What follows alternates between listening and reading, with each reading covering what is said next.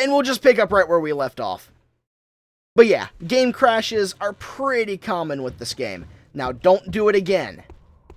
Don't do it again. It seems to happen when you play for extended periods, and I think it has something to do with, like, its memory dump. It doesn't get rid of the memory properly, and then it just fills up like Dragon Age does, and eventually crashes. Then maybe we should cross the roof instead of just I love that part of the game. You can just walk up there and kick this guy off. But here's where the one key goes. You take it and you go up here, and there's just a couple items up here to loot. Up here you have a couple of scrolls and a full health potion, and Zana compliments how this is a nice, quiet place and how it's too bad that we have other things to do. Yeah, she's a real tease throughout the game. We're going to move on here, and now she's telling us how Menelag's expendable, but the crystal isn't, which will make more sense later on in the story.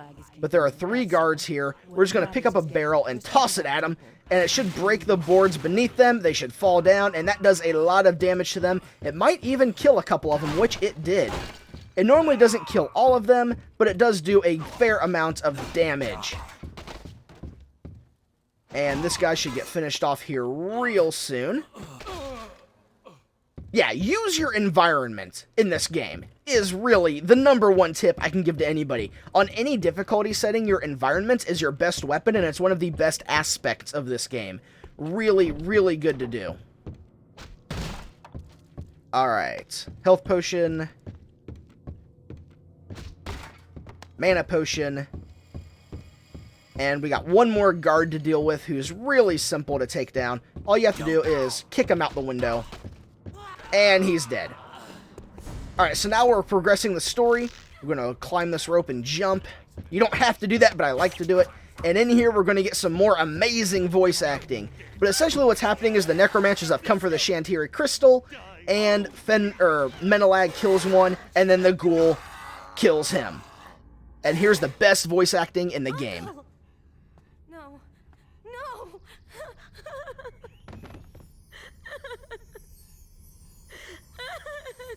This game doesn't have the best voice acting. It really doesn't, but I think it adds to the charm.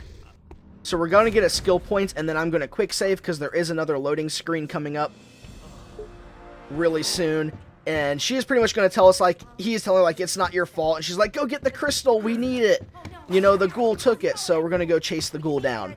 And this is going to be one of the more unique segments of the game, a rooftop chase, when we start the next area.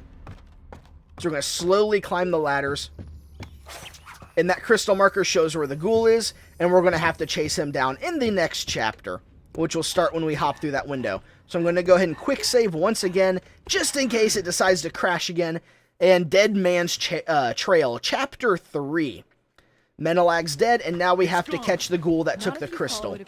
So this is a really good area to take that stamina skill if you've never taken it. That lets you, essentially doubles your sprint. It's the extreme conditioning of the game, and it lets you really keep up with the ghoul a little bit better. And there is no catching the ghoul. Like, you can catch up to him, and you can attack him and damage him, but you can't kill him, and you can never actually catch him.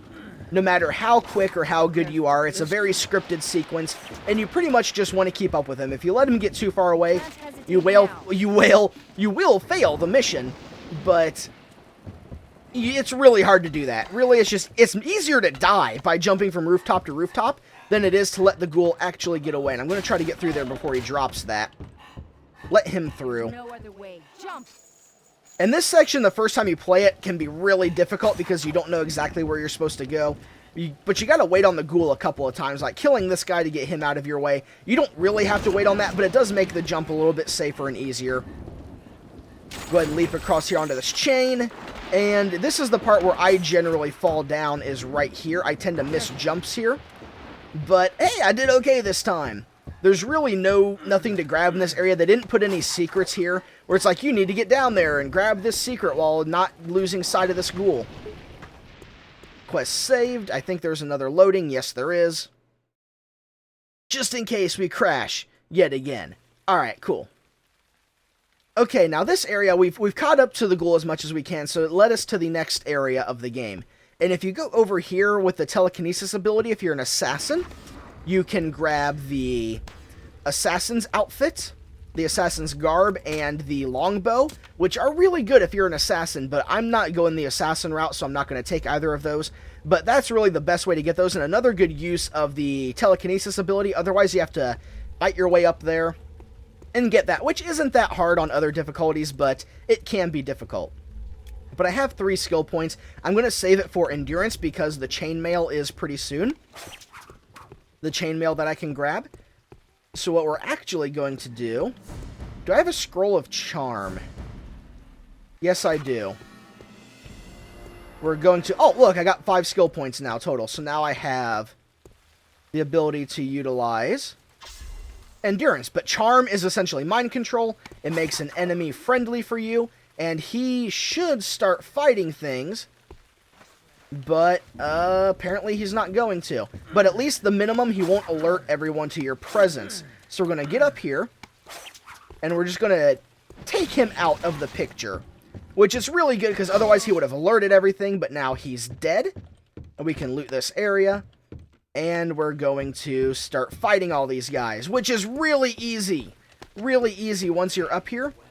Because let's see, we're going to take this barrel, we're going to chuck it across, we're going to hit the ceiling with it. And we're going to just get their attention. We just want them to know I'm up here. Although they have an archer still, which is pretty bad.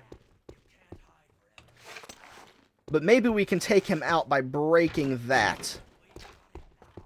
Will that reach them over there? I don't know, but this is how you take care of these guys. Just kick them off the ledge. I'm going to try and take care of the archer with the bow and arrow, and when somebody comes up here to get me, I will just shoot them or kick them off, ow, the ledge.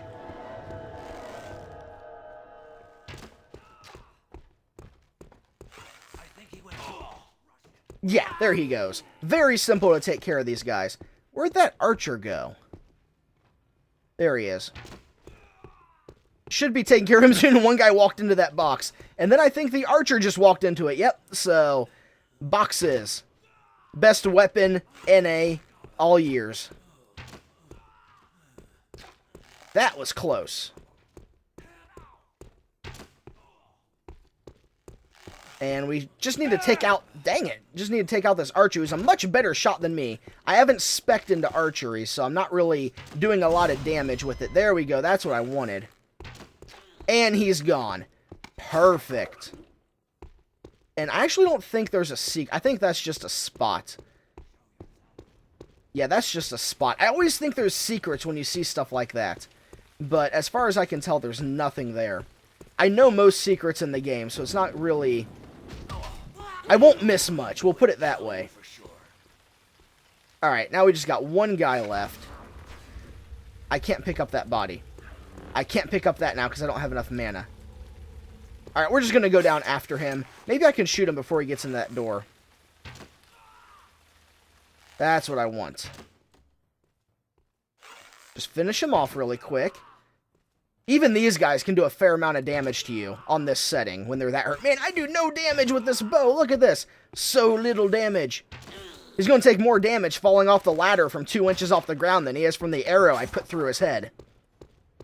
Alright, now let's not fall off. Which, that's real easy to do, by the way. Falling off this ladder is really easy to do, and I've done it on more than one occasion. So we're going to go ahead and eat food to refill our missing health instead of popping mana. And we could go through the front door to get in there. There's the warehouse door key, but I think we actually have killed everybody in here. I think they did come out. Or you can, go instead of going through the front door, you can jump on there, and then on here, and then you're up here. Gonna go and grab this stuff. Wait, what was that? Was that another full health? That was full health. It looked really orange. It looked really weird. So there's the key to get there.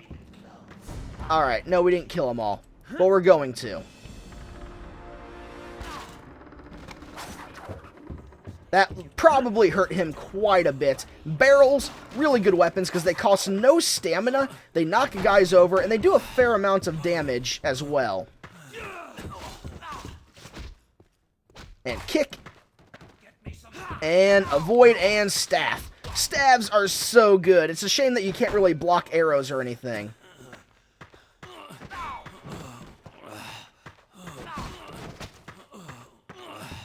Yeah, Zimmer, the combat in this, I think, is far superior to anything Skyrim has. But overall, Skyrim, I think, just does a better job of, like, world building and stuff. But, yeah, this game's combat is amazing, and one of the reasons I love it. I need to figure out how to mod this game, just because the combat engine in it is worth any hassle to mod it.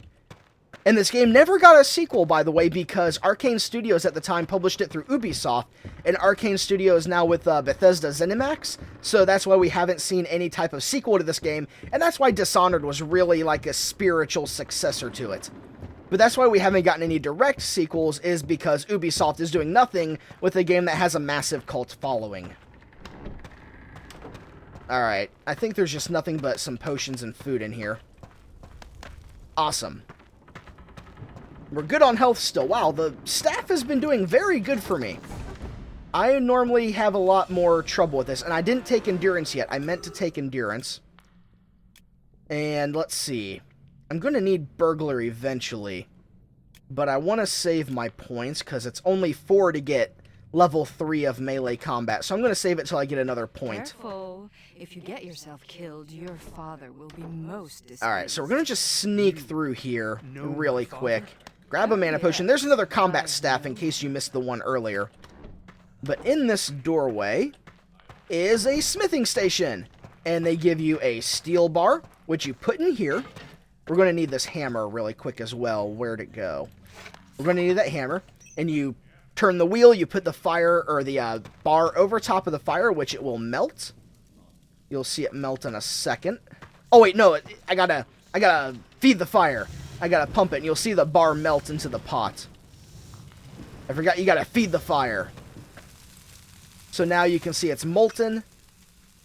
Then you empty it into the mold, right there. Flash cool it so that it becomes a blade in the shape of the blade. Then you just let it heat up, it'll turn bright red. Then you put it on here. And they only do this twice throughout the game, which is a real shame because it's a really cool mechanic. Hit it once with the hammer, take it over, and use this item, and you get a brand new longsword, which is what we're going to use in place of the staff now because it does more damage, and we're going to use it alongside of a, whatchamacallit? Shield! That thing! So we're going to use it in a shield. And if you're an assassin, or any character that's not really good in direct combat, well, you can sneak through here, but there are items you want to grab. Really sneaking through here as a mage is your best option, because there's no loot out here for you to grab. But there is loot out here for me to grab, so I'm going to go grab it. And the swords don't stun enemies like the staff does, but they are much faster and much more flexible in combat. And you can use a shield with it, which is not a bad thing. The only thing is you can't stun enemies, so they can be a consistent threat. So you really have to keep on the move. And here is an adrenaline kill. Got them both. That's what I wanted. Both of them down. But yeah, using the sword is a little bit harder than using the staff. But they do give you more options in combat, because you don't just stun people.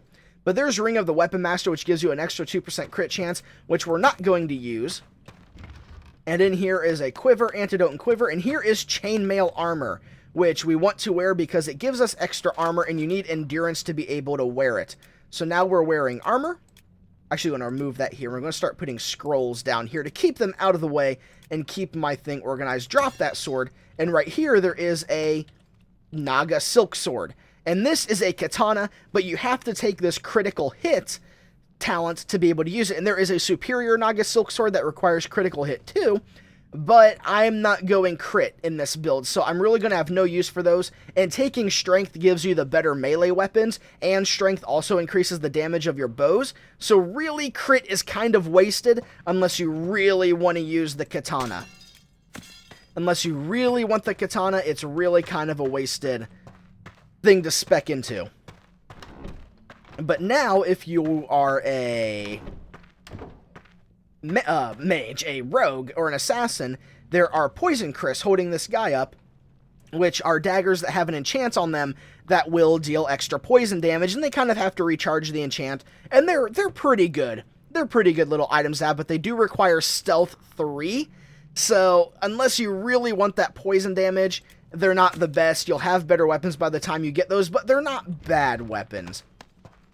But there's a couple potions. There's a potion and antidote in there. So now we can move on. And actually, I'm going to keep using the staff. I was having a lot of fun with the staff. So we're going to keep using that. Because I really want to use the staff. I don't know why, but I'm having a lot of fun with this. So we're going to keep using it. I mean, we'll eventually get weapons that are much, much, much better to use than a staff. Any of the staffs that you find. But for now, I'm going to use this. Because I'm having fun. And I think that's the most important thing. The staff is just really good for crowd control purposes. And I didn't realize how effective it was early game until I decided just to use it a little bit. Really, really, really good. Okay. I think there's loading screens up here, so we'll quick save. Maybe there isn't a loading screen. I can't quite remember. Is that him? Yes, that's Arantir. But here we see that Arantir has the Shantiri crystal, and he's preparing to open a portal to the Necromancer Hive, which is very, very difficult, requires a lot of magical power, and just proves that Arantir is really a foe to be reckoned with. He is incredibly powerful, and you need to sneak through here, and you need to get the crystal back. But you can't just walk up and take it, because Arantir will just insta-jib you. Excuse me. He will one-shot you. I'm going to take a drink of water. Okay. He will one-shot you very well. So what you have to do is open these prison gates, which can be very simple to do. You either walk up to it and do it, or you walk up to it with telekinesis, which should... I got spotted because nothing worked. Nothing worked the way it was supposed to do. I have never been spotted there before. Ever. I think not since the first time I played this game. That's really embarrassing.